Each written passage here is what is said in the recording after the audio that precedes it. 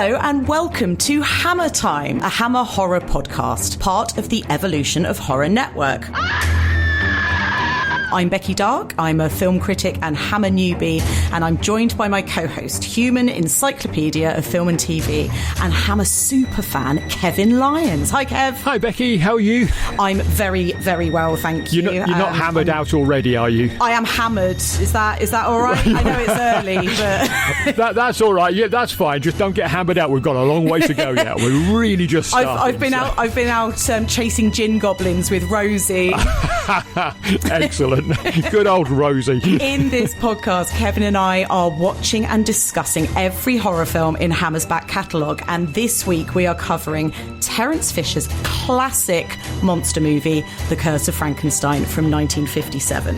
More than 100 years ago, in a mountain village in Switzerland, lived a man whose strange experiments with the dead have since become a legend.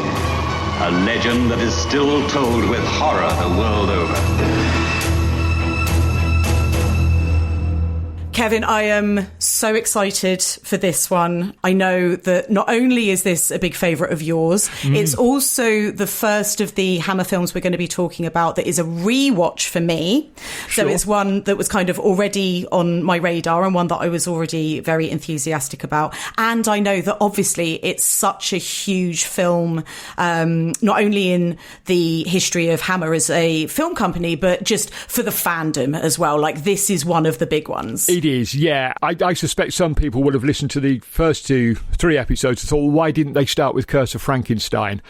And you can kind of understand that, because this is where the gothic begins. Right. It's absolutely crucial for Hammer. Without this film in particular, I suspect we wouldn't be doing this. There'd be, as an alternative timeline where they didn't make The Curse of Frankenstein, and it's a horrible place where Hammer didn't make gothic horror films, didn't revitalise the horror film, which is exactly what this film did. Right. I think we've mentioned, haven't we, so far, that horror in the 1950s had largely gone atomic. Yes, yeah. And it had become the sort of fear of the bomb rather than the fear of the unknown.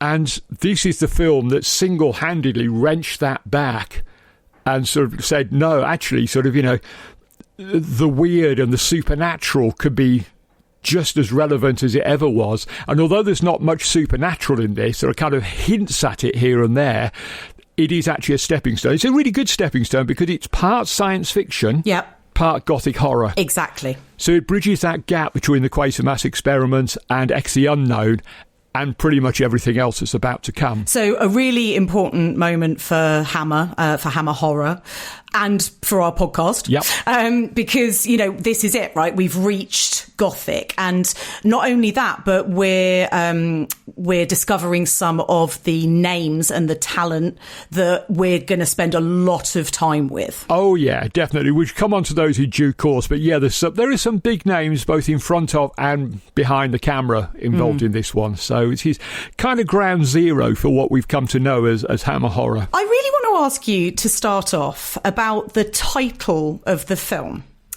So we're talking about Curse of Frankenstein, The Curse of Frankenstein. But ostensibly, it's the Frankenstein story. And Sure. When Universal had made their Boris Karloff classic back in the 30s, that was just Frankenstein. So why did Hammer, you may not know this, there may not be a reason, but I'm just curious as to why it's not just Frankenstein and they went with The Curse of. Well, it's a strange title because there is no curse of Frankenstein or anybody. But I think, because they say this a few times in the film, I think, and I suspect you spotted it as well, that they'd really love to have called it the Frankenstein experiment with a capital X.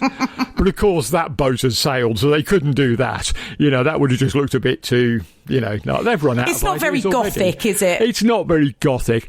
I think pragmatically the reason they did it is when they announced that they were going to make the film in the trade papers, Universal pounced and set their lawyers on them. No! And basically they said, yes, the book is in the public domain. You can do what you like with the book, but anything that you bring from our film to this film, you are in trouble. That is so interesting. And so I wonder if it was a way to differentiate itself from the Universal film. Just to be able to say, no, we're not we're not Frankenstein, we're the Curse of Frankenstein. It's a different thing. And I wonder if that's part of the reason that they kind of do this, because we'll come on to talk about the kind of structure of the film, but this sort of framing device as well, with Victor Frankenstein being in jail. That's and right. him almost telling the story as a confession. And I know that there's elements of that in the novel. Sure. But there's something sort of structurally as well that it feels like Hammer are trying to differentiate this film. Indeed, yeah. We'll talk about how the film came about, but you can see why they were a little jumpy about Universal being on their case, to be honest. That's really interesting. Yeah. Ooh, litigious Universal. Oh, okay. Absolutely. So, okay, we've talked. I've sort of alluded to the structure, but let's have a look at the plot of the movie. And for this, I haven't done my old reliable and gone to Letterboxd. I've taken it directly from the titles card at the beginning of the film, which has done it beautifully for me. So why reinvent the wheel? So, Right, absolutely. More than 100 years ago, in a mountain village in Switzerland, lived a man whose strange experiments with the dead have since become legend. The legend is still told with horror all over the world. It is the legend of the Curse of Frankenstein. Little bit clunky towards the end there, but it's telling us what we need to know. But what a way to start a film. You sat down, you paid for your ticket, you sat down, that comes up and you think, oh boy. Absolutely. We're in for a good time here, aren't we? This is going to be great, this is excellent. And of course, that's exactly what Hammer delivered. So what do we think of this, Kev? Like, this is, again, as all of these films are going to be for you, a rewatch. But your most recent rewatch, is this a film that you just continue to love more and more the more you watch it? It's a masterpiece. Yeah. It's an absolute masterpiece. I felt that way the very first time I saw it many, many years ago when it was on television. Almost all of my first time watches for Hammer films were on TV because they were on a lot back then. I felt that back then. I felt that again when I watched it for the umpteenth time a few days ago. It is a masterpiece, and I do kind of see things in it every time that I hadn't really connected with before. It's a very nuanced film. It is. And there's so much going on in it. It's a beautifully made film. It's superbly acted. It zips along at a fair old pace. By the time you got to the end, you're only just settling in because it just moves so quickly. It does move fast. It's brilliant. It's a masterpiece. That's an overused word, but there's no other way to describe The Curse of Frankenstein. It's a masterpiece. Yeah. As I say, this is a rewatch for me. I would love to remember when I first saw it, but it was relatively recently. I will have watched it definitely kind of within the last few years, probably when I've been sort of playing sort of catch up on films that I feel like I should have seen. And this is such a it's such a kind of touch point, I guess, within the Frankenstein canon that I thought, I've got to watch Christopher Lee as Frankenstein's creature. I've got to watch Peter Cushing as Victor Frankenstein. And I completely agree that on first watch it holds such impact. But I wonder if at the time maybe the makeup didn't quite work for me, or maybe, I don't know, I think maybe I wasn't quite in the right mood or something like that, and I didn't love it. I thought it was really well made and really entertaining, but I didn't feel this kind of sort of thrill and connection to this film particularly.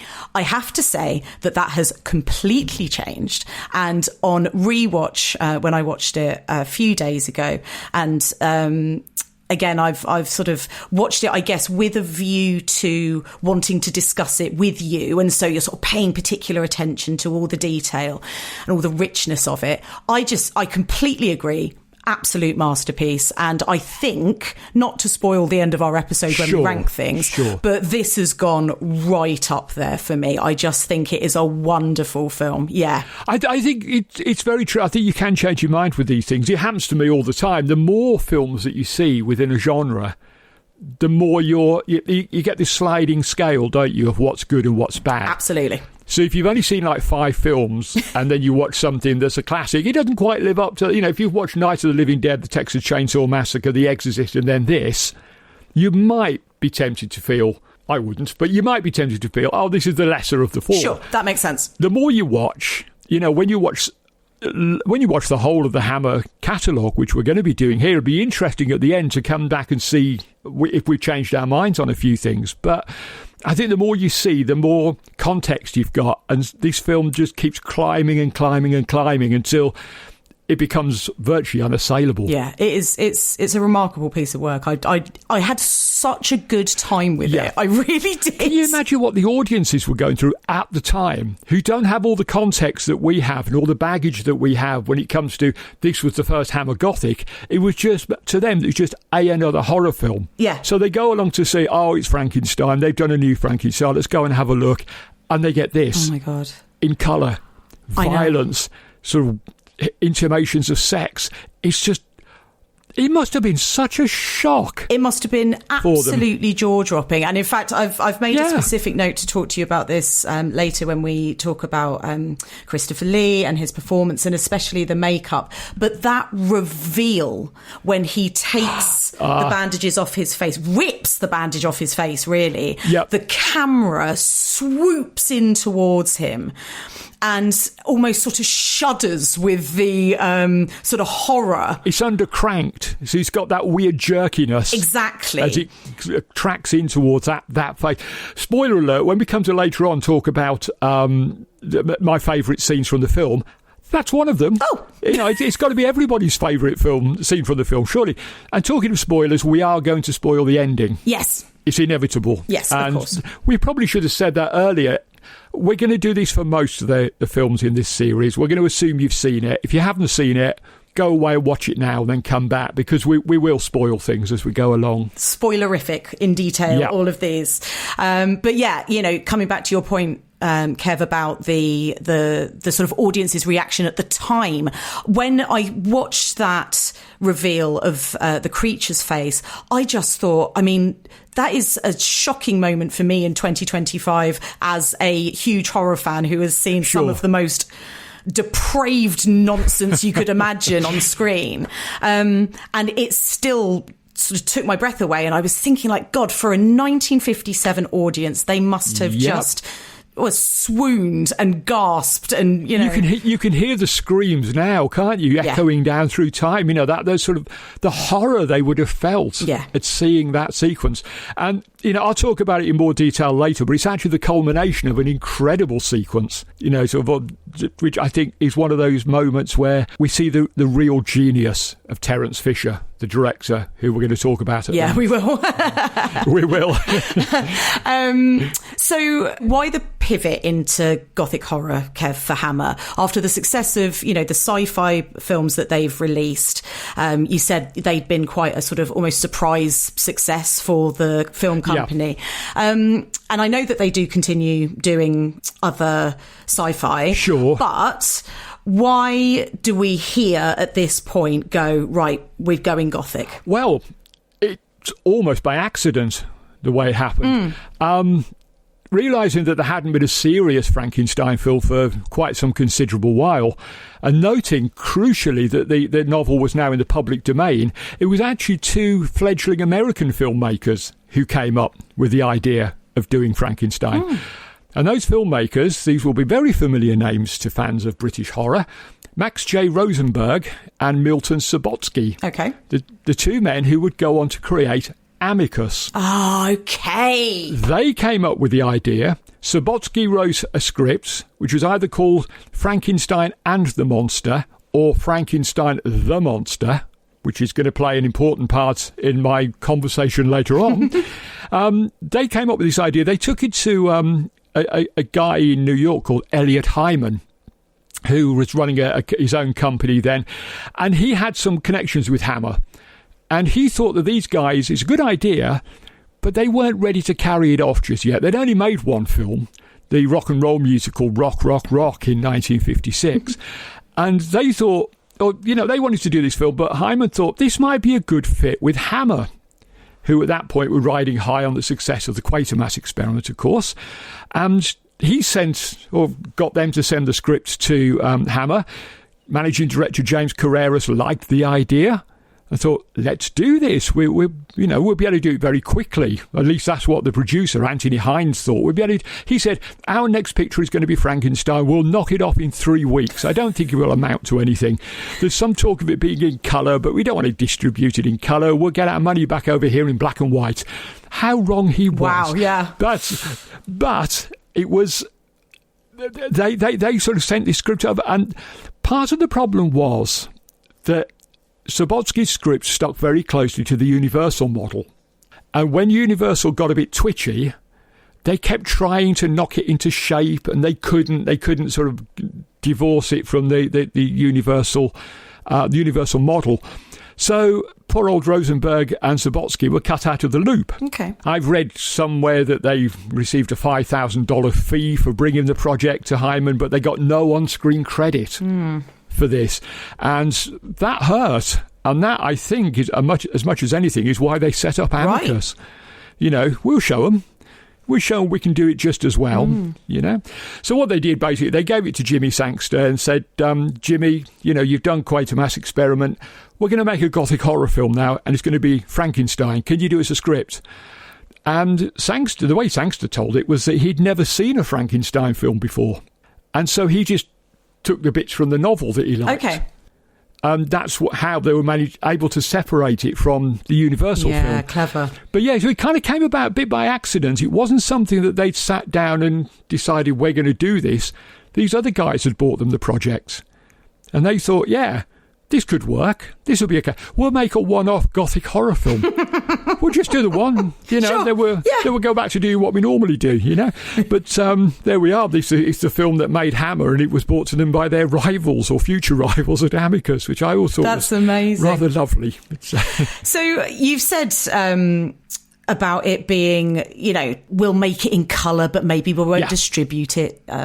We've talked about how shocking it would have been for the audience because it was in colour. But let's not underplay this, right? This is the first absolutely. Hammer horror in colour. So in our intro episode, we chatted a bit about Eastman colour and that kind of beautiful, sumptuous look of Hammer's Gothic films.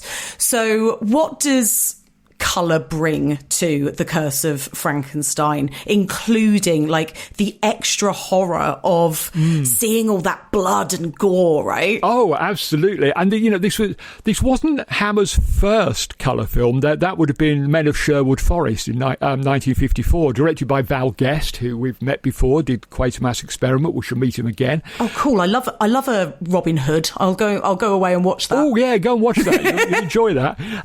But yeah, that was their first colour film. This was their first colour horror film, as well as their first gothic horror film. And it was the first British horror film ever made in colour. Wow. It feels extraordinarily late, doesn't it? It just feels like, oh, yeah. But of course, when you think about it, the Americans even weren't making horror films in colour at this point. So the fact that they shot it in colour inspired everybody to start making horror films in colour. Right. And like you say, it really exaggerates the messiness of the film. Yeah. The blood and the body parts. And in fact, it wasn't quite colourful enough for Terence Fisher. In the scene, which we'll talk about again later, where the creature meets the blind man and the little boy, he actually had berries and leaves in the forest painted red to make it look more autumnal and to make the colours pop even more. How very Alice in Wonderland of him. Isn't it wonderful? And, he always talked about his horror films being fairy stories for adults. And that's what he was creating here. There's this sort of otherworldly sort of weirdness, and the accentuating the colours just sort of exacerbated that. But really it's down to the gore. Lashings of Kensington gore here, not all of which survived in various cuts over the years. It's all been pretty much put back in now. But, you get things like one shot that was cut, you get that marvellous sort of iconic scene now, isn't it, of Peter Cushing looking through the magnifying glass. Yes. And he's, that gets repeated, I think, in The Skull, and then it gets absolutely brilliantly lampooned in Top Secret, which if you've not seen, go watch that, because the reveal of that scene with Peter Cushing and his spyglass is hilarious. It's really funny. But, you get that, and when you get to see what he's looking at, it's a disembodied eyeball. Oof. complete with all the traily bits hanging off the end, and sort of, it's really grisly, it's really nasty, and the gore just makes it all the more shocking, all the more outrageous. But you see it in costume and set design as well. Yeah. They really exaggerate the colours, because why wouldn't you?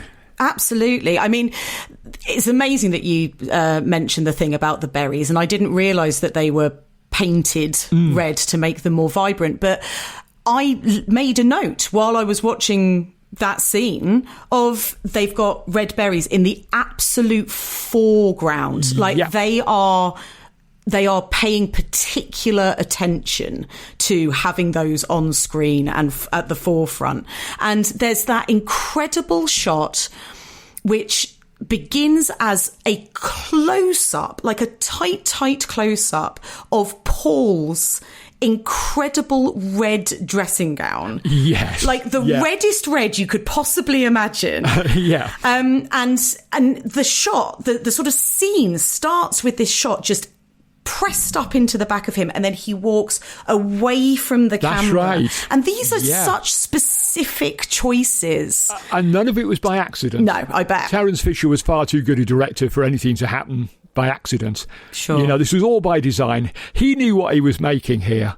He knew exactly what he was making, and let's not forget as well that this is as much a film to do with the old, like Gainsborough melodramas and historical films as it is a horror film.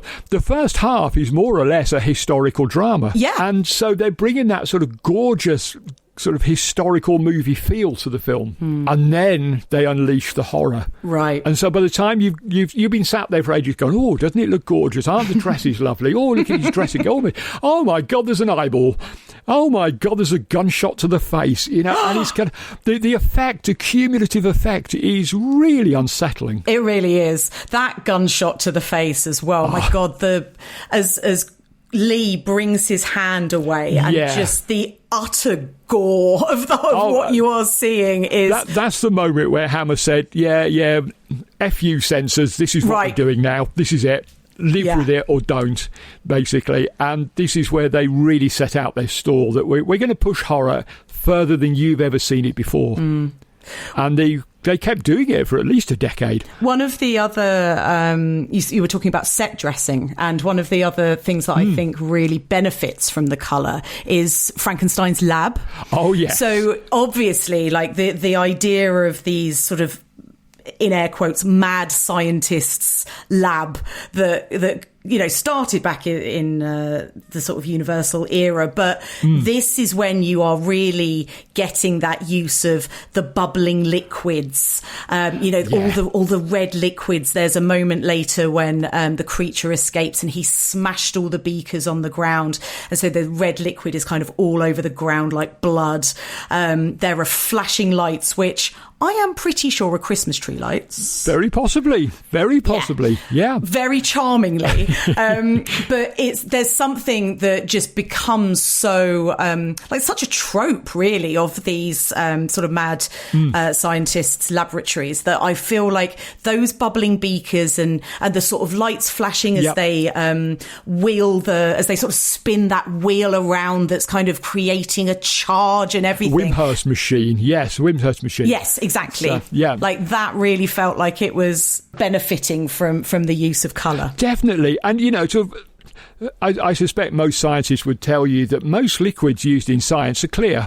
Right. But not in a Hammer Gothic, they're not. Absolutely not. What's the point? Bright primary colours, you know, because, what would be the point in just having a bottle of water sitting there when you can have a bottle of blood red, whatever it is? You know, it's not explicitly stated what these liquids are for. We don't need to know. They're just there, bubbling away in colour, adding to the atmosphere. So we've got Jimmy Sangster back as the writer, as you've already said, Kev.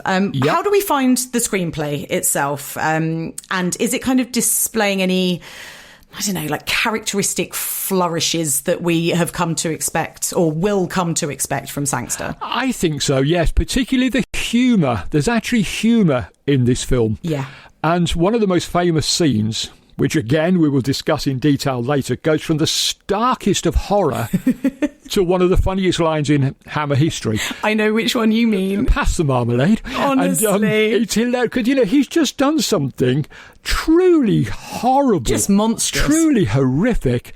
And then it just cuts to this scene of domestic bliss. Mm-hmm. He's having breakfast with his wife, Elizabeth, and he just calmly says, pass the marmalade, dear. Yeah. And it's hilarious. It's so funny because we don't expect it to be there. Yeah. And it's beautifully placed because Sangster again knew what he was doing. He was still relatively new to script writing, but he had an uncanny knack of placing these things in his film. He knew that we'd have this incredibly dark sequence just beforehand, and the audience needed something to let them off the hook. Right, yes, exactly. So this little throwaway line, which is absolutely gorgeous, beautifully delivered by Peter Cushing, as indeed is every word the man ever spoke, on or off set. He just, every time he opened his mouth, that man's voice was just extraordinary.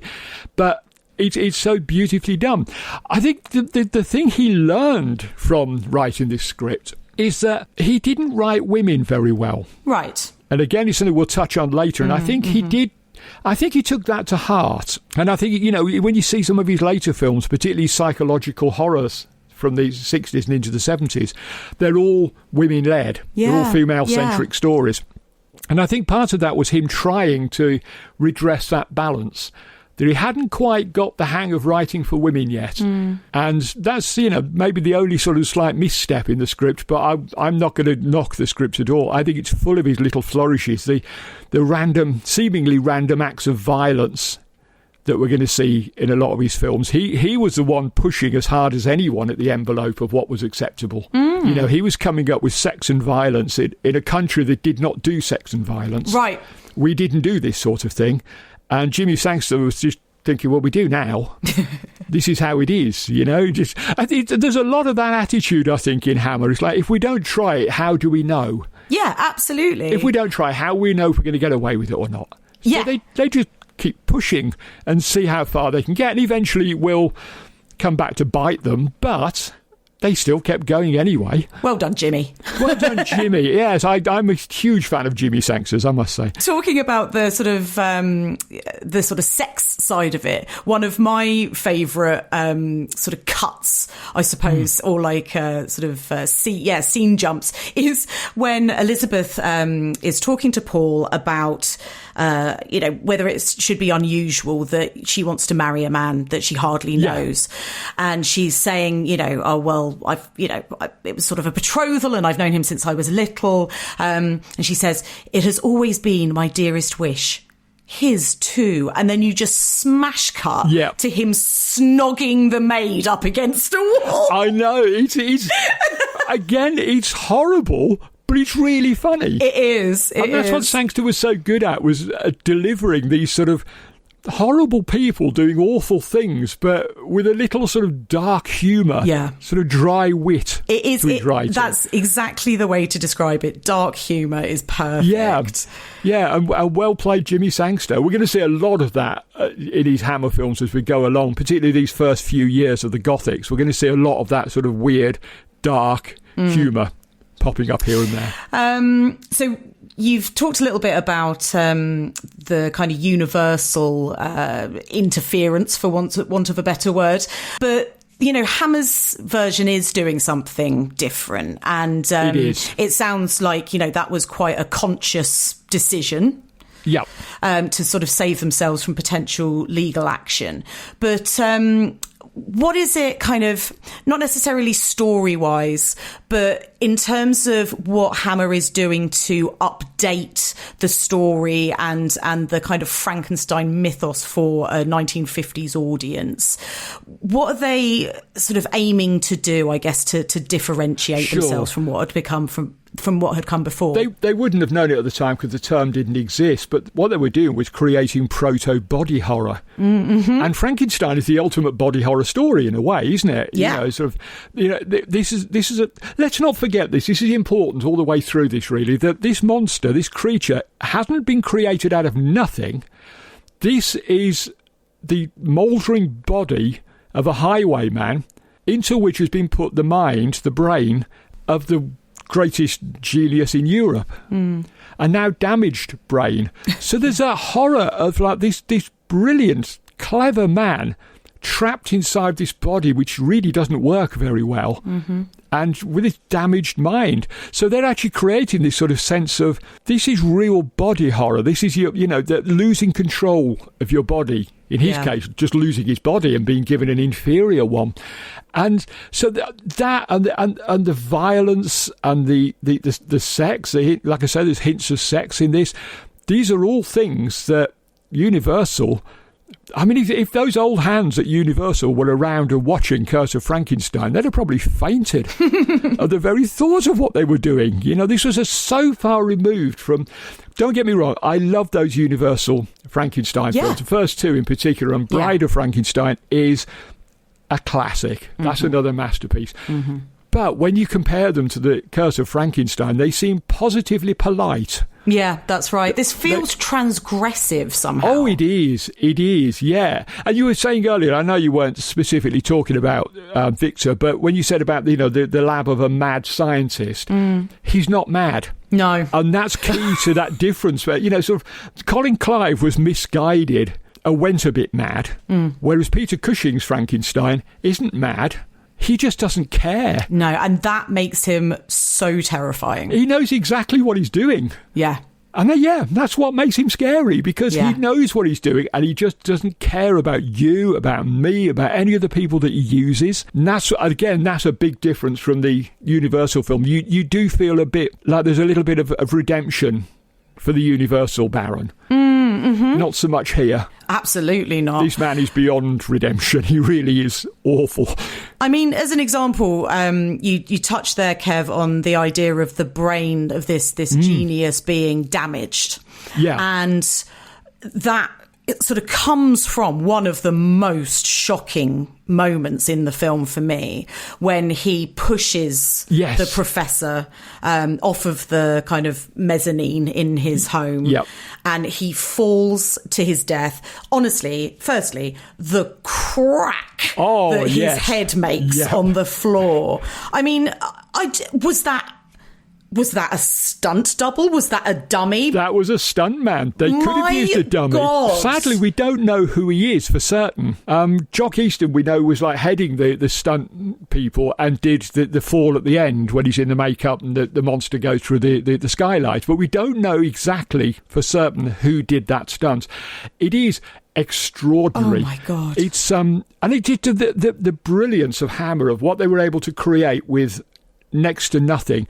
Basically, it was the floor of the laboratory, and it had like a cutout section into which there was a soft landing area, like a sort of mattress or something made to look like the floor. But to throw yourself off that balcony and hit that head first, he lands on his head and his neck. Yeah. And that's going to have hurt. Honestly. But to have actually hit it without bashing himself on the side of this hole in the ground, basically, was... I mean, I've often said, I've said it on these podcasts in the past, that stuntmen are insane. And God bless them for being so. Because without them, film would be so much more boring without these amazing men and women that quite happy to risk life and limb, quite literally, for our entertainment. Yeah. And that shot is... That's another one of those gasp moments, isn't it? Where you see... Absolutely. Oh my God, how did they do that? It is brutal. And not only the practical side of it, but you just see this absolute callousness of Victor Frankenstein. You know, he will do anything. He has no qualms, no conscience. There's that horrible bit where he says to Bernstein, he's showing him a painting. Yeah.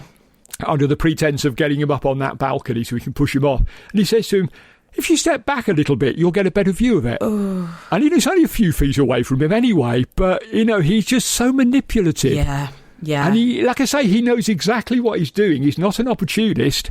He had that plan. Oh, he absolutely. says to Paul earlier, doesn't he? Paul said, where are we going to get the brain from? He says, don't worry about that. I've got an idea.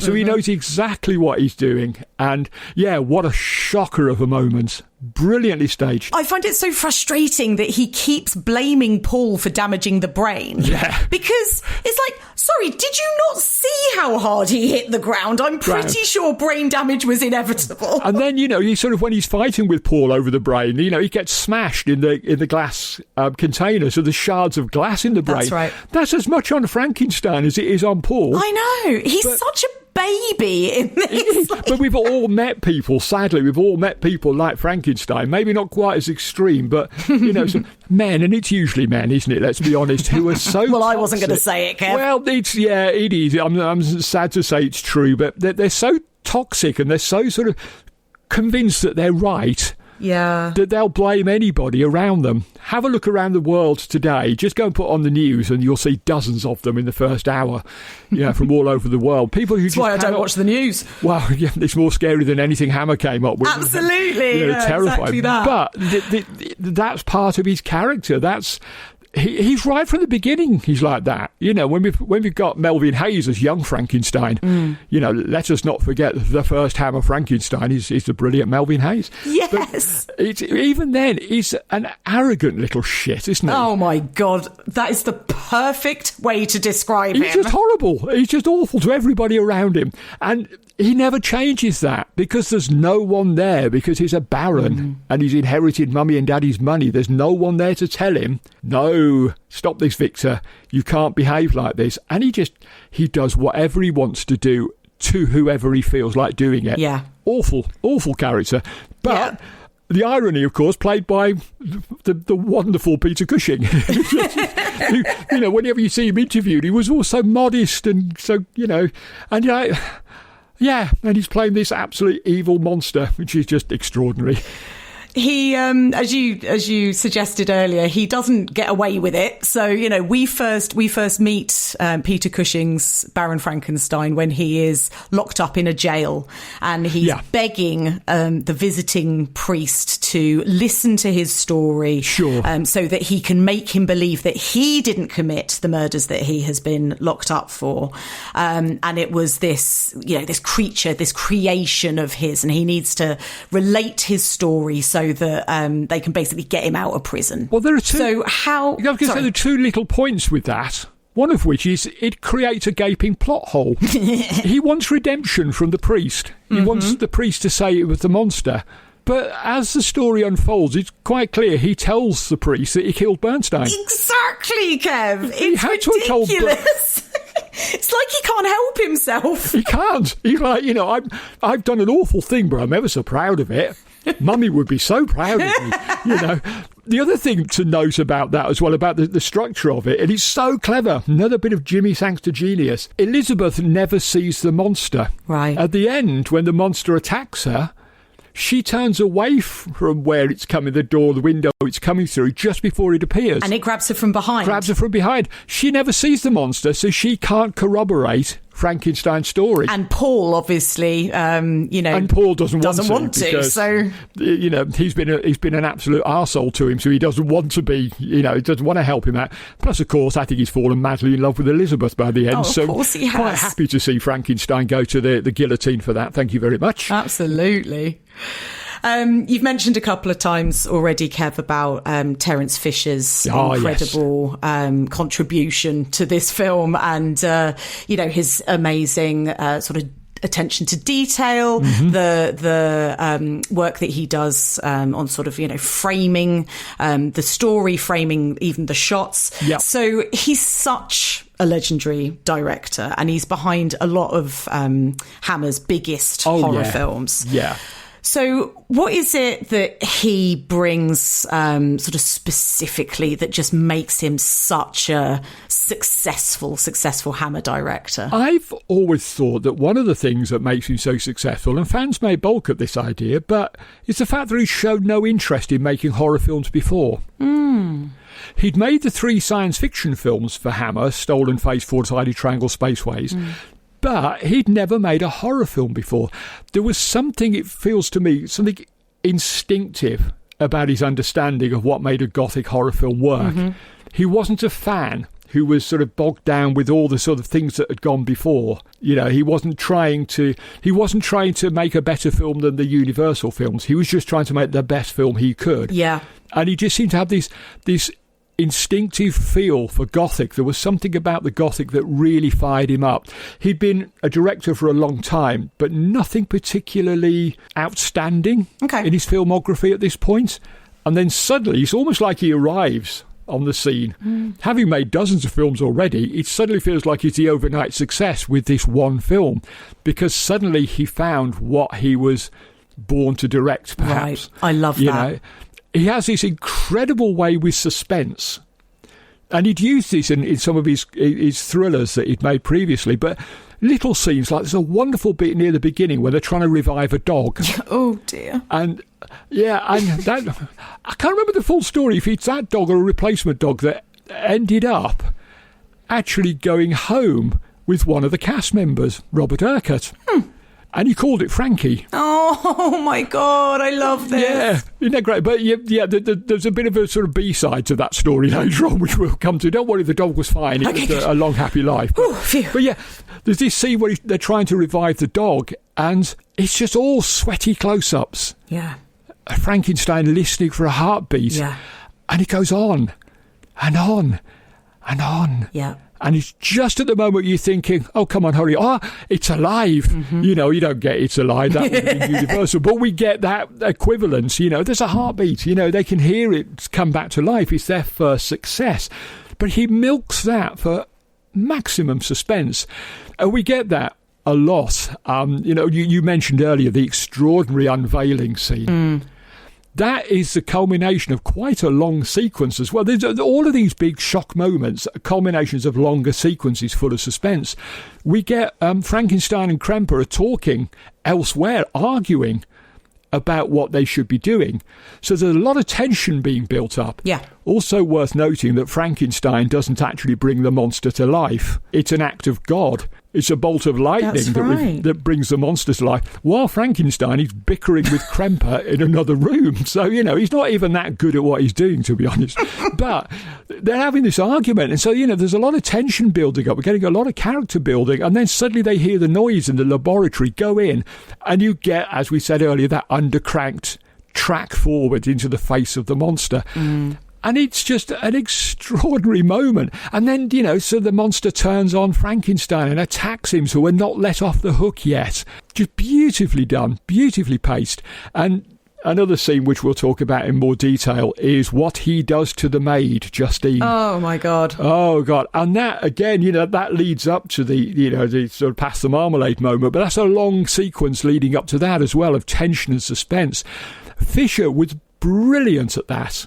He was, it's not just about the gore. He knew where to put the gore, and he put the gore in service of the suspense in these films. That is so perfectly put. Yeah, you're absolutely right. It's not, we're not watching a Herschel Gordon-Lewis film where the gore is everything. We're watching a film where it's about human beings, very flawed human beings, about tension, about suspense created by the situation that they've created, by their relationships with each other, and there just happens to be a lot of blood about as well. But that's what Fisher brings to this, I think, that real suspense, and also the fact that he wasn't encumbered by the idea of, I must outdo the last horror film. Right. There's something about that where you are, as you say, you're not setting out to do something specific, to ape anything that's come before, or to kind of even make new strides in a genre that you're a fan of or anything like that. Exactly. Just trying to make the best film you can. Make the best film possible.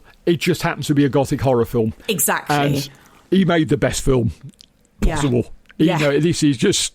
We're going to use that word again. It's a bloody masterpiece.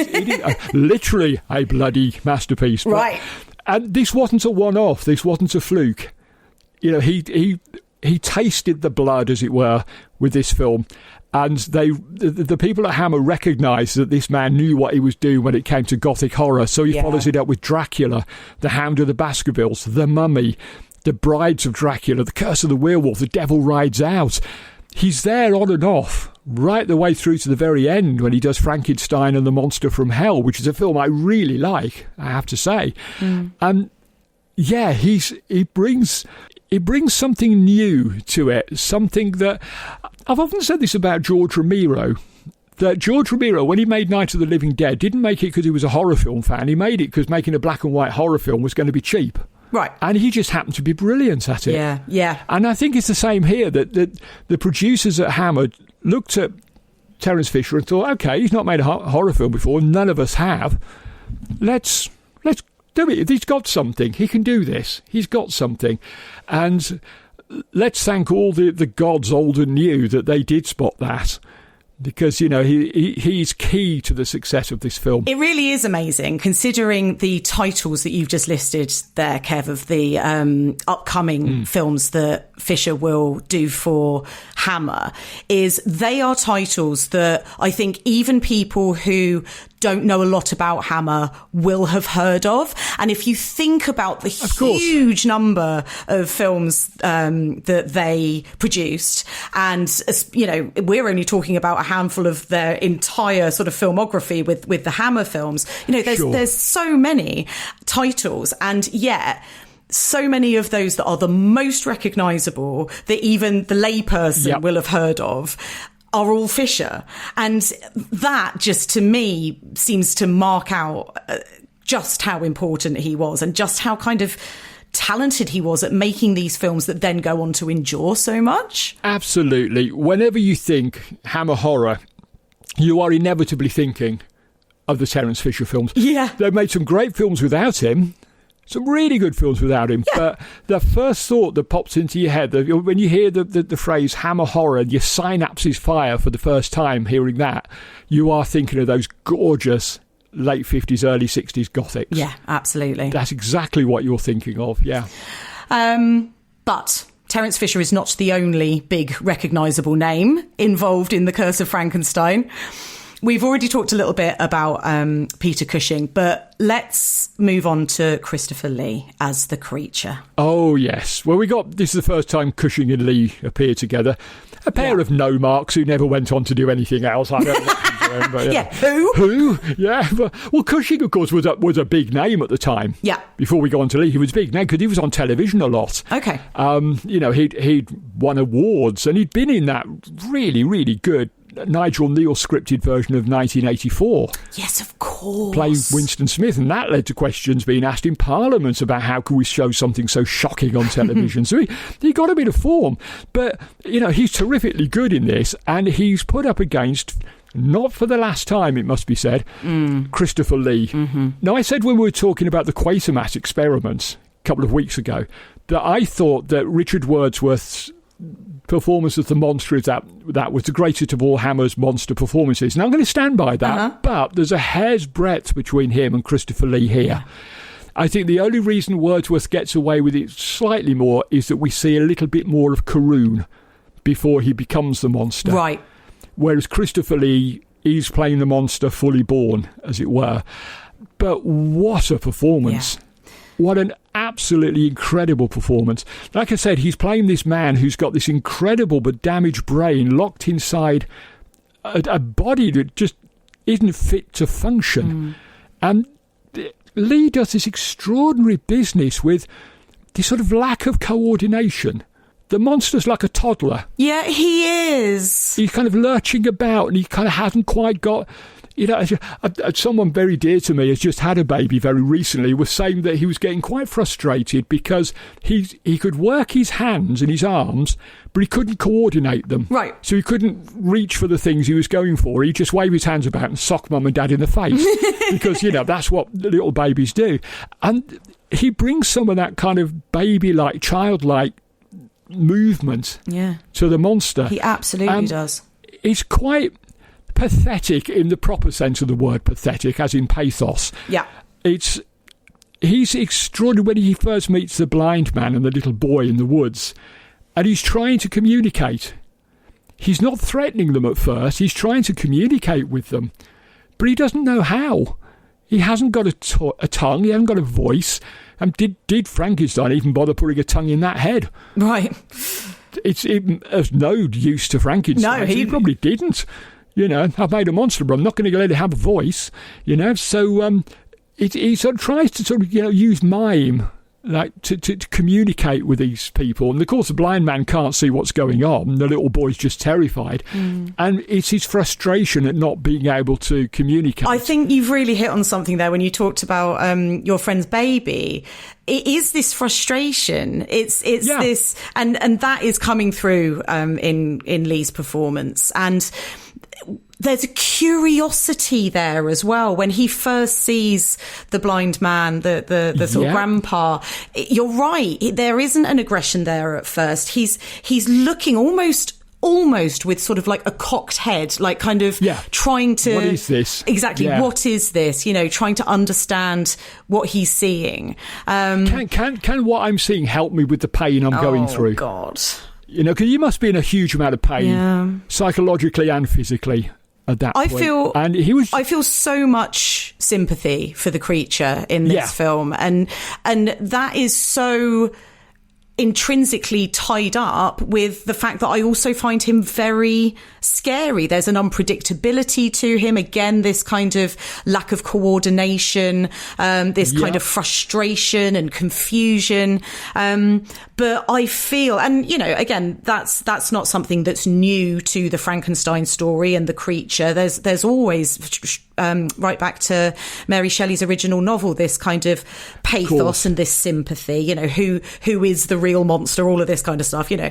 But Lee just communicates that so beautifully here, I think. And yet you can still find, even to this day, a review printed mere days before we recorded this, of the sort of reissue of this film. Oh, yeah. Where people are saying, oh, yeah, he's just this mindless, violent monster. And he's not. I don't agree with that. He attacks Frankenstein for a bloody good reason. It's Bernstein in that head.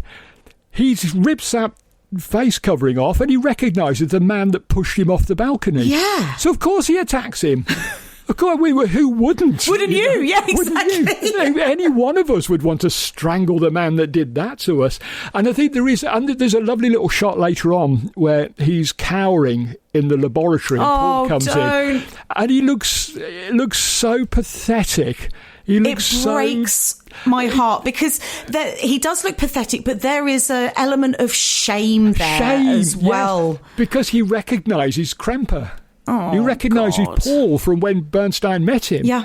And, you know, Paul was very complimentary about his brain and about his knowledge and all that. And all of that's gone. All that's been taken away. And there's just this beautiful little turn of the head from Lee with this incredibly sad look in his eyes where he's just like, don't look at me. Don't look at what I've become. Yeah, absolutely. You that. And especially at that point because he has already... I believe this is right. He's already been killed in the woods, and then Frankenstein has brought him back, you know, to life, reanimated him, and he's been into the brain to try and fix it. So even his hair is kind of shaved. So he's looking even more monstrous than he was when he was first created. It's like he cannot let this poor man lie. He murders him. He then gets killed because he's become this monster. So what am I going to do? I'm going to dig him up and prolong his suffering. It's brutal. Oh, it's awful. But the performance of Lee is just extraordinary. And he never says a word. Don't tell me that's mindless. Come off it. That's not mindless. That's a beautifully judged performance. And like everything that Christopher Lee did. Christopher Lee, like Peter Cushing, appeared in some right old tat, particularly later in their careers.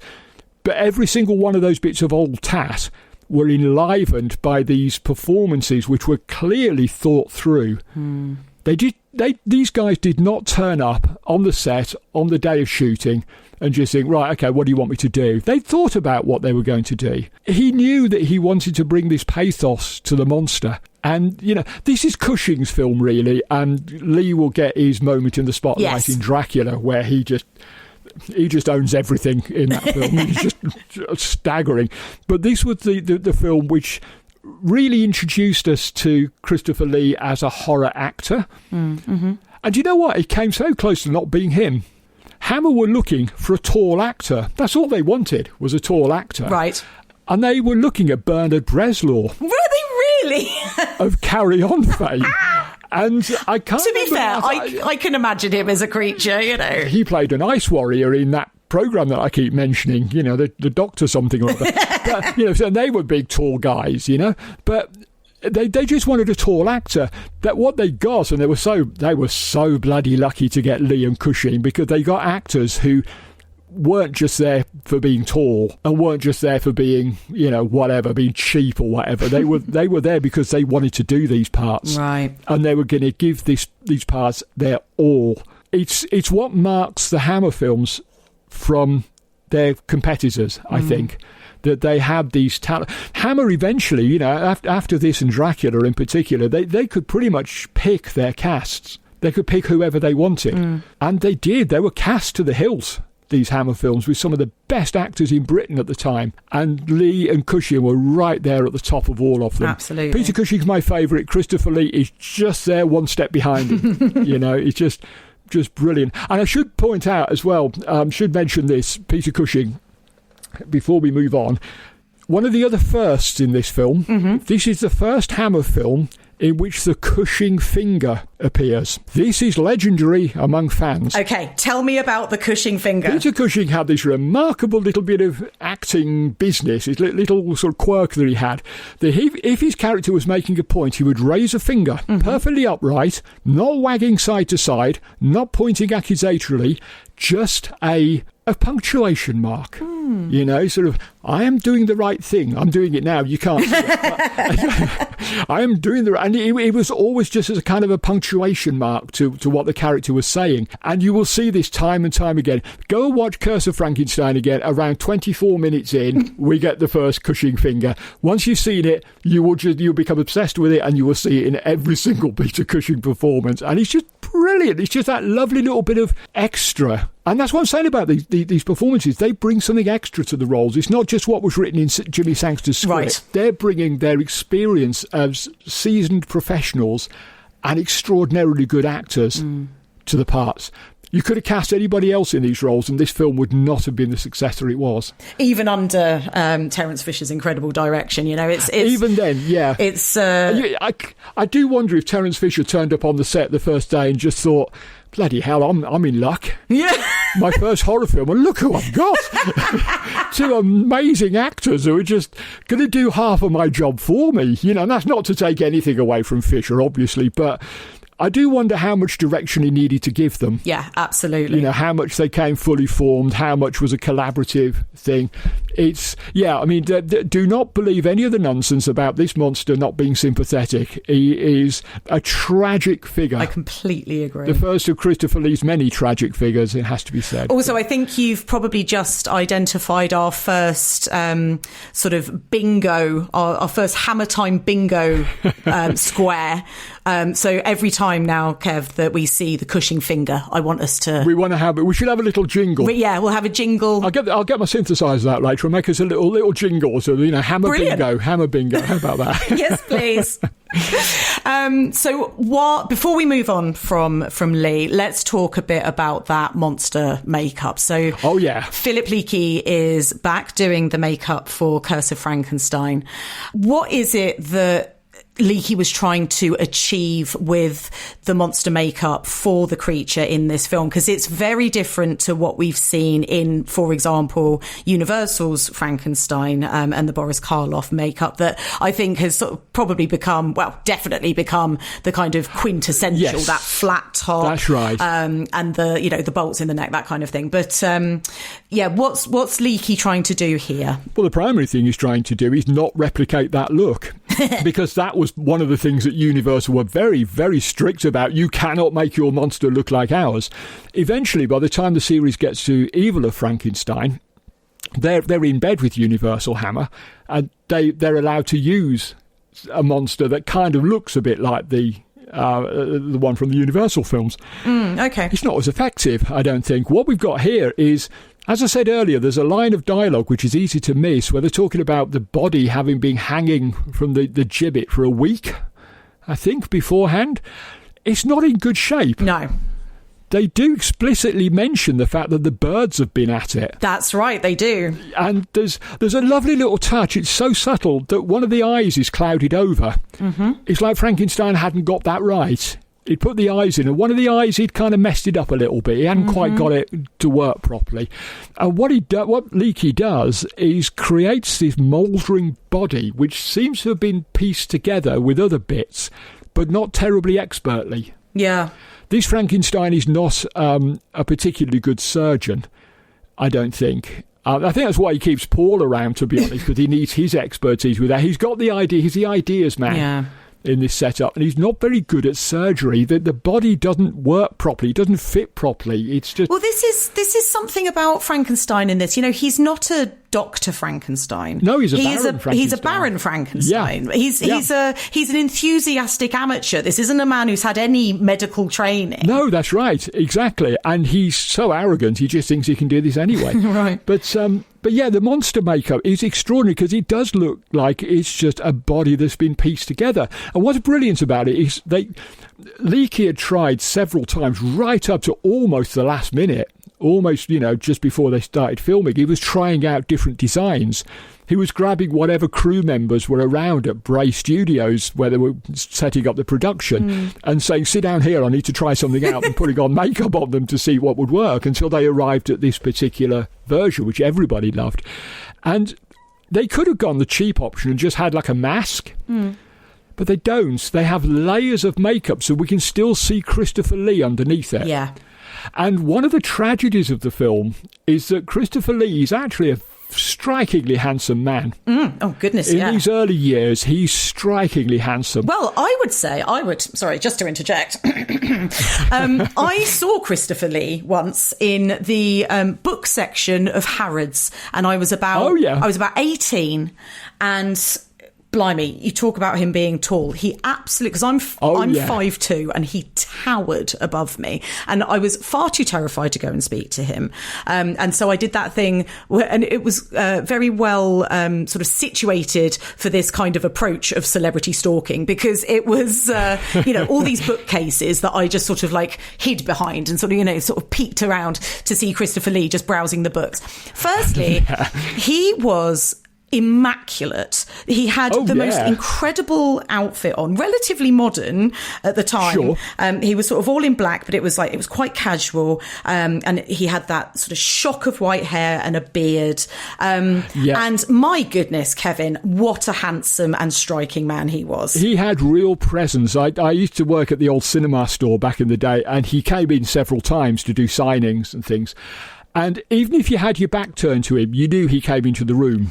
The swarm of bats and the sun going in was a clue. But he would have hated me saying that. You see. He would have hated me saying that. But he was a real presence. And in fact, the first time I met him was at a signing, and I wasn't well, but I was there on crowd control duty, basically telling fellow fans, stay there, don't bother Mr. Lee, just wait and give him some room, whatever. And when he found out about it, he was so lovely. He says, so why is the dear boy working today? Oh. And all the way through, he kept holding up a bottle of water, saying, are you okay? Do you want a drink? Are you fine? And he was just so lovely and so charming. God. And, yes, he could have his moments. Oh, can't we all? I did see him one day when I can't give away too many details, but he'd been let down by someone. He hadn't, a car that had been promised hadn't turned up, and he was not happy. And boy, oh boy, the sun really did go in that day. Face like thunder. He went to do what he had to do, and then by the time he'd finished, he just came back downstairs. We're all standing there, like slack-jawed yokels, just watching him move with that incredible walk that he had, an incredibly elegant walk. And he came in and said, gentlemen, I do hope you're going to see the new Lord of the Rings films when it comes out. And he was just like, nothing had happened, and he was just... be lovely to people again. So he was a complicated man in that respect, but aren't they all? And aren't all of us that way? Exactly that. I'd probably be a bit miffed if somebody had promised me a car and it hadn't shown up, so fair play. I like to think I'm an affable chap. Boy, oh boy, do I have my days. Exactly. I have days I horrify myself, It comes to us all. But yeah, I mean, he's a striking presence, so we're going to see that a lot more when we get to Dracula. Yeah. We're going to have so much to say about his physicality in Dracula. We're seeing a lot of physicality here from Cushing. He was 43 when he made this film, Cushing. Was he? At a time when 43 meant something very different to the way it does today. Well, I am 43. And I'm a child today. But back in the 1950s, you were looking at your pension looming. Yeah, right. It was a very different thing. And he's rushing about everywhere, dashes about, and, we'll see a lot more of that in Dracula. But, there's a real physicality to both of them. Yeah, there really which is. I think is amazing and so compelling, absolutely hypnotising to watch. Yeah, absolutely right. So elsewhere in the cast, we've got Hazel Court as Elizabeth and Robert Urquhart? Robert Urquhart, yeah. Yeah, nailed it. Robert Urquhart as Paul Kremper, who is Frankenstein's kind of tutor. Now, so you mentioned earlier about young Baron Frankenstein. Yes, he gets this tutor. It's Robert Urquhart right from the beginning as Paul Kremper. Young Frankenstein ages into older Frankenstein. That's right, yeah. Peter Cushing, and Robert Urquhart's Paul Kremper just grows a beard. And that's it. That's his aging process. Frankenstein really missed a trick here, didn't he? If he'd actually bothered to take notice that his companion, his friend, his colleague wasn't aging and research that, that would have been a bit more of a beneficial thing, perhaps. But yeah, he doesn't. We just have to accept that, It's so funny. It's like, we'll just stick a bit of extra hair on his beard. Yeah, slap a beard on him and he's an old man. Yeah, exactly. But yeah, Hazel Court, she plays Elizabeth in a... Like I say, it's a fairly nothing role, really. She's there as a kind of bit of a love interest. She's there to kind of worry a bit and to be put in danger at the last minute. But Hazel Court becomes, and I hate this term, but she becomes a scream queen because she'd already been in a film called Ghost Ship in 1952 about a haunted steam yacht. Amazing. And the absolutely indelible science fiction film Devil Girl from Mars. Oh my God. Which is every bit as bonkers as that title would suggest. And she'd worked with Hammer again a couple of years with The Man Who Could Cheat Death. And then she went to Hollywood, where she appeared in 3 Roger Corman Edgar Allan Poe films. So she's in The Premature Burial, The Raven, and Mask of the Red Death, which is actually shot back here in Britain. She's very good in the role, but there's not much meat to it, I don't think. I agree, but I am going to slightly challenge what you said about Elizabeth. Now, I think Hazel Court is excellent. I think she's really good in this. Yeah. Yep. I actually find Elizabeth quite compelling. Interesting. And I've heard this from kind of other commentators as well, that they think that, she's a sort of bit of a nothing character. I'm not sure that I agree with that. I think that I get a real sense of her knowing herself, of her having a genuine interest in what is going on, not only in sort of the home, but in the lab and in her relationship. I think that there's a couple of things that she says, he sort of dismisses her to say, shouldn't you be doing the housekeeping or something? Yes. And she says, oh, well, yes, but, I'd like, you to be involved in that as well as I would like to be involved in your experiments. Paul patronises her massively at one point and says, like, well, I can't tell you why you have to leave because you wouldn't understand. And she's like, she literally says, like, I'm pretty sure I would, actually. Like, maybe not quite with that tone in her voice, but that's what she's saying. Right, right. And don't get me wrong, Kev, we're not talking that this is, the sort of show-stopping feminist kind of tome or anything, but I would just slightly challenge that she doesn't have a lot to do, because I think that maybe even the writing around Elizabeth, and you were saying about Jimmy Sangster earlier, sort of almost being brought up a bit short by this film and wanting to kind of improve that in his future writing. But I think that even if there's not much on the page, Hazel Court really makes Elizabeth her own. And I was actually quite pleasantly surprised. That's interesting. And I'm hoping to get more like this as we go along. As I said at the very start of this series, all of my Hammer-loving friends are men. Mm. And so it could be very interesting to see how a woman reacts to the female roles in these films. I wonder if I'm just sort of blinded by Cushing and Lee. Maybe. And can't see But which is understandable. And certainly like the I next say, time I watch it, I'll be taking this on board. Yeah, I'd love Definitely. that, because I think that she has quite a quiet strength to her. And I think that actually that would be very accurate to how Elizabeth would have had to act at the time. She's not going to be able to assert herself. She's not. Like, that's not the role that women had in society, in the household. Of course. But I feel like she actually does hold her own, and she sort of challenges as far as she can, almost. Yeah.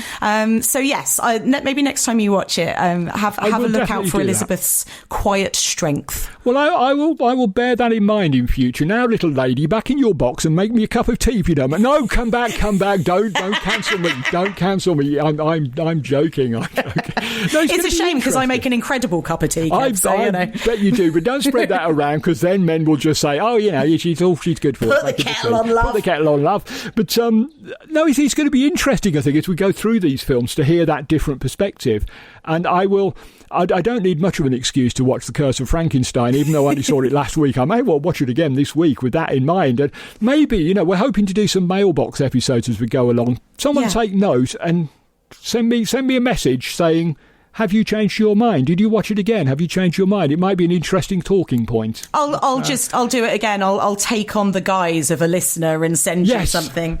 Yes, you can be Miss X from Tunbridge Wells. Exactly. Perfect. So just before we finish with Hazel Court, I have a little bit of trivia for you, if you'd like it. Yes, please. I know we like trivia. Sally Walsh is a 6-year-old girl who plays the young Elizabeth at the start of the film. Mm-hmm. That's Hazel Court's daughter. Oh my God, I love that. Isn't that great? They love thought, we're going to have someone who looks vaguely like Elizabeth's going to look when she's grown up. Let's use Hazel's daughter. And there she is, making a charming little appearance at the start of the film, just being rebuffed by Victor, who, I know, even at an early age, has absolutely no interest in her, really. Literally no interest, just kind of shooing them out the door. Yes, you'll get your money on time, get out. Yeah, no, get out and leave me to my important man's work. Go away. Amazing. That's a great fact. I love it. And we should talk about Robert Urquhart, I guess. Let's. He's the voice of reason in the film. He's the moral centre. He's the guy who tries his best to rein in Frankenstein's excesses. Mm-hmm. Doesn't really succeed, I don't think, because Frankenstein, his personality is too strong to override. Paul's too nice. He is. He's too nice. He's too nice. And he gets more and more assertive. Yes. Towards, as the film goes on, and as Victor's kind of... just brutality kind of continues to grow. Just go further off the rails. Just off the rails, that's exactly right. But you're right. Like he can only do so much, I suppose. And it's that line that he's treading, isn't it? Between either he just washes his hands of it completely. Sure. Or he goes to the authorities, but obviously he's got this friendship with Victor, so he's kind implicated. of... Yeah, exactly. Yep. And he's sort of pulled in two directions there. And so he sort of settles on this middle ground, which is, I'll stick around, but he does it to keep an eye and also obviously to keep Elizabeth out of harm's way. I think he genuinely thinks he can rein in Victor. I don't think he understands that he can't. I don't think he understands that Victor's too far gone. Yeah. But I think he genuinely... And yes, the important bit is that he wants to keep an eye on Elizabeth, make sure she's safe. And it's quite obvious he fancies the pants off Elizabeth from the minute he meets her. I know. He's so charmed by her. Mm-hmm. And I wish they'd made a little bit more of that, perhaps. Do you think... Because, again... I think there are hints at this throughout the film. There's the bit... just after the wedding eve party. Yeah.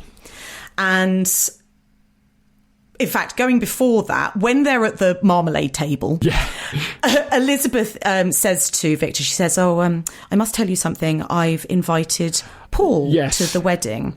And she is waiting to be told off. Sure, yeah. But he says something like, that's fine, it would be good to see her. I've got something to show him. And then he doesn't appear at the party as invited. And she is quite obviously, visibly disappointed that he hasn't come. And then, Kev, when he arrives, the way her face lights up. Yes, you've got it. You are not telling me that she hasn't got a crush on him. I think it is so cute. And in the epilogue, sort of Victor's been locked up and she's off like a shot with Paul. Honestly. So it's like she's been waiting for this moment, I wanted to ask you this. Do you read that as they've ended up together? So when he says, I think so. I'll take you home, he's not sort of saying, I'll take you back to your place. He's like, I'll take you back to our place. I'd like to think that's the case because they both go through so much shit at the hands of Victor that, that they could have a wonderful relationship together built on their surviving of Victor, basically. Yeah, basically that. And honestly, I believe that they make a way hotter couple than Elizabeth and Victor ever would have. So it's all turned out perfectly for these two. Indeed. Yes, it does. I'd like to believe that, they're living happily ever after somewhere miles from any of the other stuff that goes on in the Frankenstein series afterwards. Yes, please. But Darke, I have to say, he was not overly impressed with, characters trying to rein in the excesses of Victor Frankenstein. He wasn't very impressed by the excesses of the film itself. Okay. He turns in a terrific performance, I think. He's really good. Oh, he's really good. But when he saw the film, he was somewhat horrified. He went to see it at the premiere, and apparently he walked out. Oh. And then went to a journalist and started bad-mouthing the film. What, for being too, gory? For being too gory, too excessive, too much. Wow. And he was written to by the Hammerhead bosses saying, look, please don't do this. It's part of your job to promote the film, do whatever. And he always felt that it was after that he was blacklisted. Right. By Hammer. Right. The only time he appears in a thing with Hammer's name on it is an episode of Hammer House of Horror, a TV show in 1980. And that wasn't even made by Hammer as such. But it was... I think he'd sort of cooked his goose and couldn't come back, which is such a shame because I think Robert Urquhart's a very good actor. He's great. He brings a real humanity to Paul that we don't see in Victor. That's absolutely right. He's an excellent counter to Victor. Yeah. You talk about his humanity. He's also got this very clear idea of what is good and what is evil. Essentially, he keeps saying the word evil throughout this film. Yeah. And you said at the top of the episode, Kev, that there isn't really a supernatural element in this film, but there is this touch on what evil is that Paul keeps coming back to. That's exactly right. Yeah, and that's why I don't think, or absolutely know, that this Frankenstein is not mad. He's evil, but in a kind of way, he's not setting out to be evil. He just ends up looking evil because, like I said, he doesn't care about anybody or anything. He will stamp on anybody to get what he wants done. He's a horrible, horrible man, and yes, his behaviour does come across as utterly evil. There's a lot of sort of armchair psychiatry that goes on, calling people psychopaths and sociopaths and narcissists, and I have no qualification in any of those areas, but I reckon he is all three. Oh, absolutely. I mean, those words are overused. I remember when I studied psychology, the first week we were there, one of the lecturers said, you will hear the words psychopath and sociopath. There's no such thing. And, it's like, there's a complex grouping of conditions and behaviours, and this is just a lay thing. But yeah, it's a really good, useful lay expression, these terms, and he's definitely all three. He's a narcissistic, paranoid monster. That's why if that original script by Milton Subotsky was called Frankenstein the Monster, I think that would have been amazing. They were absolutely bang on. Yeah. And it's why I think, in part, that Hammer decided to go the opposite route to Universal. They didn't keep the monster coming back. They kept Frankenstein coming back. And we do see a progression with this character until... Spoiler alert for Frankenstein and the Monster from Hell. He ends up with useless hands that have been damaged in a fire in an asylum, basically. Mm-hmm. He's gone completely insane at this point. He really is mad by the end of the series. But I think, he is the monster that we follow throughout this whole thing. And he has moments in some of the films where he almost seems contrite. he almost seems like he's learned a lesson. And then he just goes off the rails again in the next film because he just can't help himself. Right. He can't keep it up for too long, He's just awful. What a horrible man. What a horrible man. Horrible man. We'll start wrapping things up relatively soon, Kev. I want to come on to talk about the ending. But just before we do, I want to talk about sex. If you must. I mean, Dreadful. Don't you know we're British? We don't talk about that. I know. Good grief. We'll put this in the extras or something so not everybody has to listen to it. A little sort of double X-rated corner, but, Exactly. Have your smelling salts available just in case we get too steamy here. Turn off now if you don't want to hear the X-rated bit. I think Hammer, gains a reputation as it goes on that it's, these sort of busty ladies and all a bit sort of like exploitation-y and, all of that. A bit sort of like, not bawdy, that's the wrong word, but a bit sort of bit racy. Saucy. A bit racy. Exactly. Yeah. And you've sort of alluded to this a couple of times already during this chat, but there is a sort of sexuality there is, that comes into this film quite early on. Or really the first Gothic, we're already getting these ladies in these very sort of busty gowns. Very revealing. Yes, very revealing. They're sort of walking around corridors at night in their like diaphanous nighties, right. All of this. The whole décolletage business where, they're showing as much as they can get away with without actually sort of going the whole way, yes. Exactly. But there's some real kind of overt sexuality in this as well, particularly between Frankenstein and Justine, the maid. Oh, yes. So played by Valerie Gaunt. Yeah. I've already talked about probably my favourite moment of the film where poor, naive Elizabeth is going, it's what Victor's always wanted. And then you smash cut to him sort of groping the maid. Yes. And that's a very kinky moment as well when she calls him really Victor. Is. And he says, call me Baron. Call me Baron. Oh, the BBFC actually said that the scene was unpleasant. And it's not often I agree with the BBFC, but there's something very icky about that moment. Call me Baron. Oh, no. Victor. But there's not only the kind of steamy, sexy side, there's also like the very real consequences of the sexy side, because we find out that he's not just giving her a smooch up against the wall. These two are having sex. They are. And we know that because Justine falls pregnant. Indeed. And there's so much irony there, isn't there?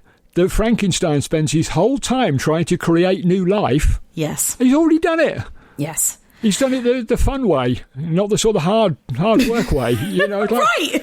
Yeah, what's the matter with you, man?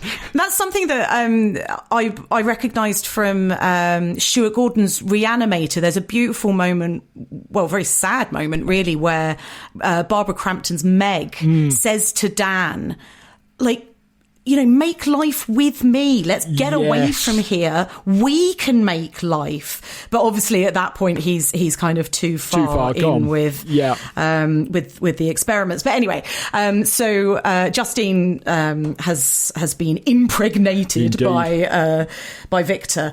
And Kevin, this man, when he says to her, well, hang on, I'm not even going to paraphrase. I need to find it because my jaw dropped. Yes. It is horrific what he says to her. He says, why choose me as the father? Pick any man in the village. Chances are he'll be the right one. He is such a bastard, isn't he? He is bastard. Vile, horrible.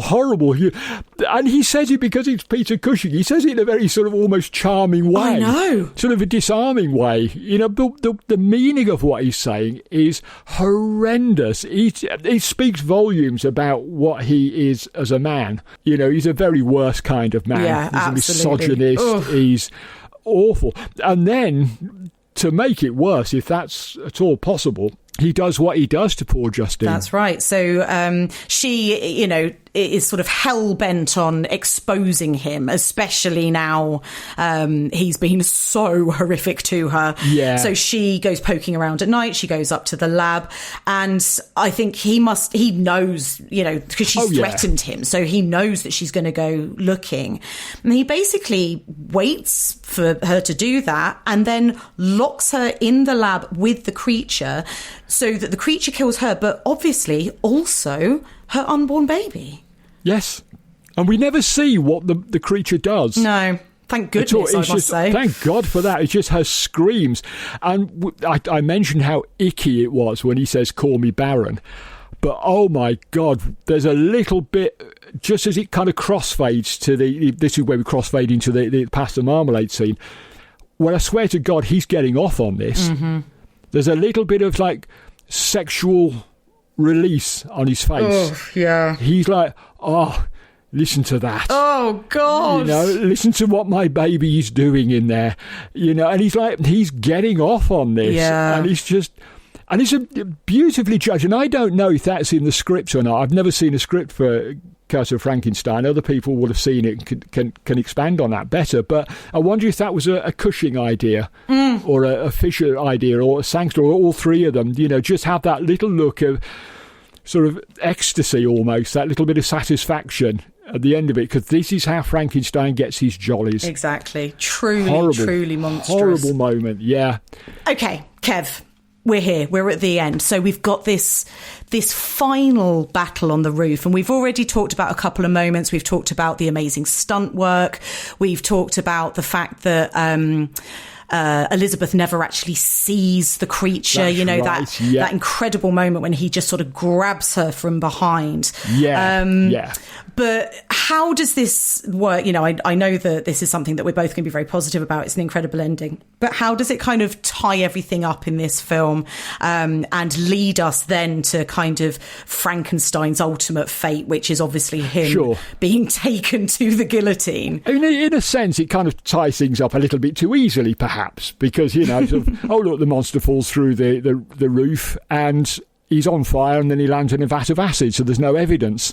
Right. So it's a bit but come on, they were trying to make a less than 90-minute film, and they'd already scared the hell out of us and grossed us out enough. We just can have this big spectacular action sequence at the end where the monster, he literally goes through. It's not the last time we're going to see Christopher Lee meeting his end by falling from a rooftop, by the way, or at least his stuntman. It's not him, obviously, but his character, we're going to see it in Scars of Dracula, where you'd be advised to go on holiday that week, because when I talk about Scars of Dracula, it's not pleasant. But there is a great scene where Dracula falls off a castle battlements in flames, and that sort of signalled a little bit here, I think. There's a nice fake out, though, isn't there, where we think Elizabeth has been shot. Yes. Well, she has been shot. We think she's dead. We do, but it just gets her in the shoulder, doesn't it, or something? That's right. Yeah. And then we get this lovely little bit where she survives. She's going to get to go off with Paul, and she can't give evidence to save Victor. Not, I think, that she would want to at that point.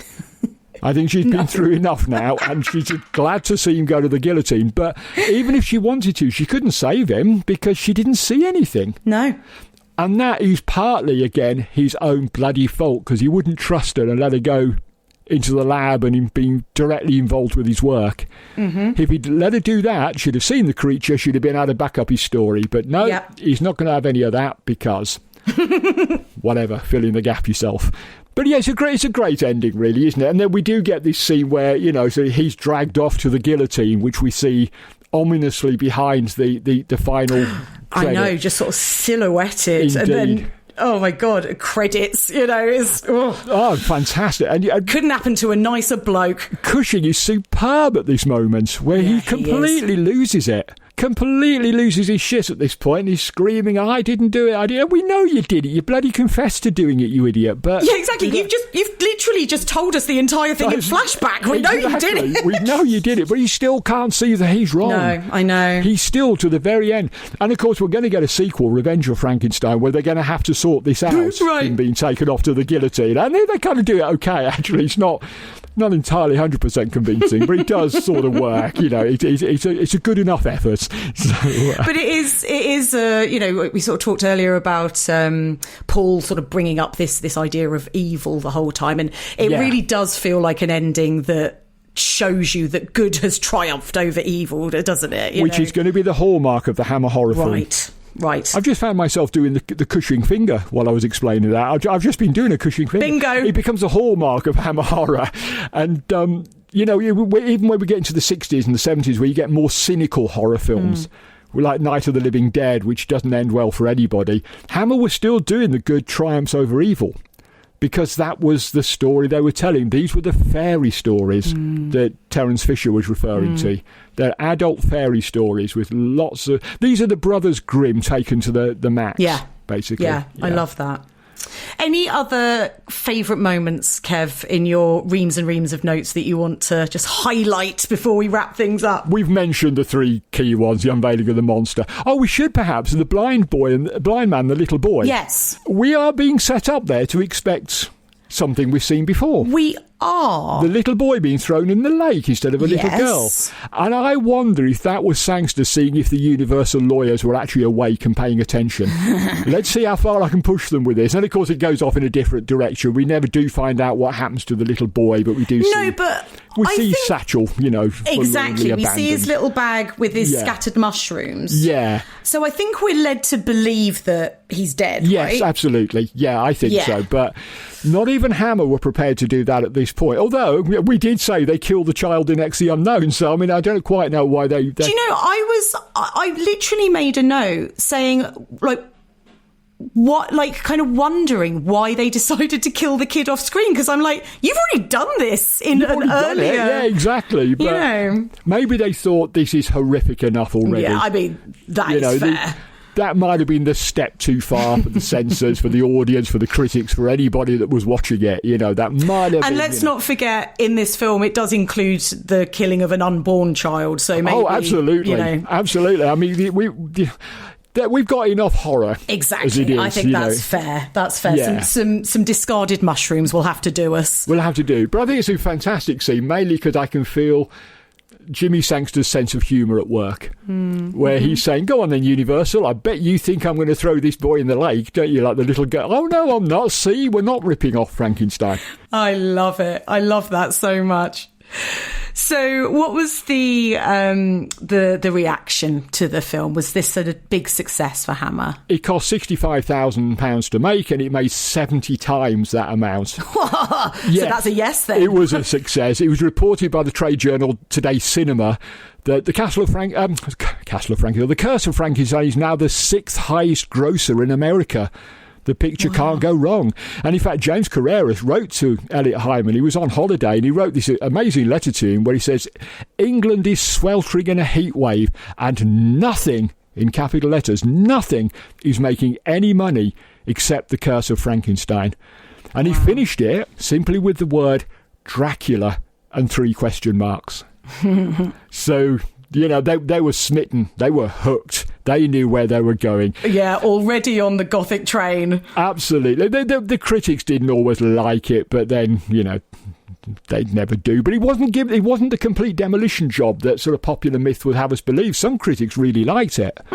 Some did enjoy it. We did get the Daily Telegraph suggesting that there should be a new certificate called SO for sadists only. Because they were so disgusted by it. And it's like, well, the public, being the great British public, do what it always does and telling that, so the arty-farty critics, sod off, we're going to go and watch this film and we're going to love it and we don't care what you in our think. Absolute droves. Yeah, we're going to go and we're going to make it all that money back and we're going to set Hammer up on this road to mega stardom, basically. So definitely well played, the British public. Just ignore the critics and just go and watch what you think is good. Absolutely. I barely need to ask this question, Kev, but where does it rank? Are we both going elite? Elite level. Yeah. This is our first elite level title. First of many to come, but this is... I love Quatermass Experiment. I love X the Unknown. This is on a whole other level. Absolutely. This is just amazing. And it's a film that... You know, they've just reissued it as we're recording this. They've just reissued it in a remastered version, and people are going to see it. Mm-hmm. It's been another hit. It's timeless. It's a beautiful film, and I suspect that, you know, our children and grandchildren will be sitting around doing whatever the futuristic equivalent is of a podcast and talking about how amazing this film is. I think you're right. I think it is. It'll never go away. A stunning piece of work, and you know, what a way to kick off. You know, this incredible era of Hammer. Yes, absolutely right.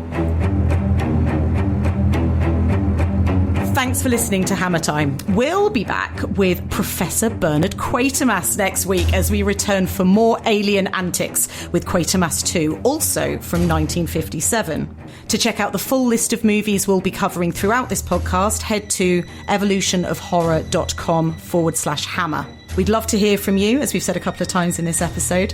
So please send us some questions or your comments for any upcoming mailbag episodes that we do. You can drop us an email to hammer@evolutionofhorror.com. You can follow the Evolution of Horror Network on Instagram at EOH_network.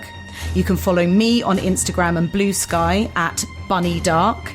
And Kev, where can people find you? EOFFTV. That's my website. I'm on various social medias, and if I may say, just to throw a little bit of a spanner in the time continuum here, as we record this, only one episode has gone out, and I am hugely grateful to all of the people who've befriended me on Instagram. My apologies, I don't know how Instagram works. I'm old, but I will try and figure it out. And thank you so much. It's been lovely to have that reaction. But I'm on Instagram, I'm on X, I'm on Twitter. Twitter is X, isn't it? Facebook, I'm on Blue Sky, all sorts of places. So do stick with us. Perfect. Don't forget to rate and review us on your podcast app of choice. Thank you for listening, and join us next week for another episode of Hammer Time.